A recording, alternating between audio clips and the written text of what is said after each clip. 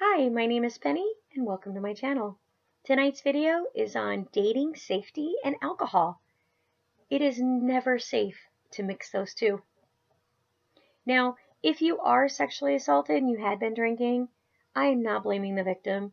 The perpetrator is absolutely the guilty party, but I do want you to look at your behavior beforehand and make sure that we do everything we can to prevent the sexual assault before it occurs. I don't want any of my ladies hurt, and especially not you. Now, I know that as a lady, we should be able to wear whatever we want. We should be able to go wherever we want. We should be able to eat and drink whatever we want and still be safe. But that's not reality anymore. We need to take responsibility for ourselves, and it starts with us.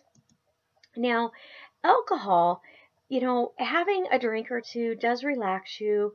It helps you, not be so anxiety and nervous. And I get it. It helps you have fun. There's nothing wrong with that. But you got to make sure that you're around people that you can safely drink with, that you know that no matter what happens, you're going to get home safe and you're not in any danger. Over 50% of all sexual assaults, there is alcohol involved. So we have to make sure that when we are drinking alcohol, we are in a safe place. The first couple dates, you should not drink alcohol at all. After you get to know him, 2 maximum. We don't want it to lower your ability to say no. The thing with alcohol is ethanol has a negative influence on your brain structure. It is responsible for sexual and violent behavior. Think of it this way. You have been alone for a long time. You have not been intimate with anyone. You start drinking, and he looks good. He is treating you good. You are physically attracted to him, and your body starts reacting because it's attracted to him too. If you have alcohol in your system, your ability or desire to say no is extremely low. Earlier that day, you wouldn't have said yes. You don't know him. He's still a stranger. The next morning, you may regret it, but it's too late then. When you're under the influence of alcohol, you do not have the ability to consciously consent to sexual activity. But if you've both been drinking, that's a little bit different and stickier situation. The other thing you got to think about is if you are looking all hot and sexy and yummy and he's drinking and he's not emotionally stable, maybe he's got prescription drugs or mental health issues that you aren't aware of, and now he's pressuring you to have sex. You've told him no. Maybe he walks you to the car and he pushes against you for that kiss, that hug, grabs your butt, anything that is not okay with you is considered sexual assault when you've told him no and he's still pushing you. So if you notice that your date is drinking in excess, say, you know what? I need to call it an early evening. I forgot I have a meeting at 7 in the morning. I'm going to just take off now. You have a great rest of your evening. Don't judge him because his drinking is his choice. Don't come across as mean and nasty. Just come across as, you know what? This isn't my cup of tea. I have plans in the morning. I need to go. So it's not just your drinking you have to be aware of. You got to be aware of his drinking. And if down the road you're riding in his vehicle and he's drank too much alcohol to drive, do not get in his car. Do not get in his car. I don't care if you hurt his feelings. Do not get in his car. You are precious. You are valuable. We do not want to lose you. And too often, when someone is in an accident that's been drinking in excess, his body's completely relaxed. He walks away without a scratch. His passenger, not so lucky. So do not get in a car with anyone that's been drinking.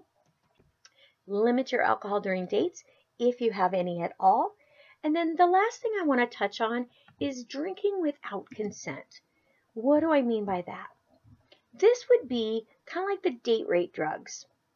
Now, everyone thinks of date rape as they put a little powder in there, but alcohol is actually the #1 date rape because they encourage you to drink more and they encourage you to drink in excess and they just keep buying shots. You drink more than you would normally do And so it puts you at risk. But besides that, if you're at a party, say you're at the Huskers football game and there's punch, maybe it's spiked. You don't know. It may not taste like it's spiked, but it might be. Don't accept drinks from other people either. If you go and get that can of soda or a can of beer, you open it yourself. Don't allow them to open it for you. Don't leave your drink unattended. Take it with you to the bathroom, or use the restroom when you're done with one drink. Pick up a new drink on your way back out. Now, if you do have your drink and you've kept it pretty guarded, but it's starting to smell funny, maybe it's burning your tongue or your lips, throw it away. It is not worth the risk that he could have possibly spiked it or switched your drink. Maybe, he didn't, but it's not worth the risk. Throw the drink away. Start drinking water. Watch yourself. If you've had like 2 beers and you feel like you've had a case, you're starting to get drunk way too fast, feeling the effect, call for help. Call a friend to come pick you up. Do not leave a public place with him if you are not feeling like everything is okay. If you are not perfectly able to drive or get in that Uber, do not leave the public place.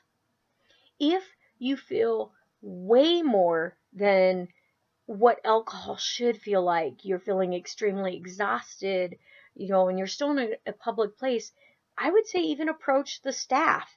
Ask them either to call you a taxi that can drive you straight to the hospital. If you feel your physical health is in danger right that second, even so much as to call the police or an ambulance to take you would be okay. Paying $1,000 hospital bill is better than your life being ended because of alcohol toxicity, if I can talk tonight. So remember, ladies, limit your drinking.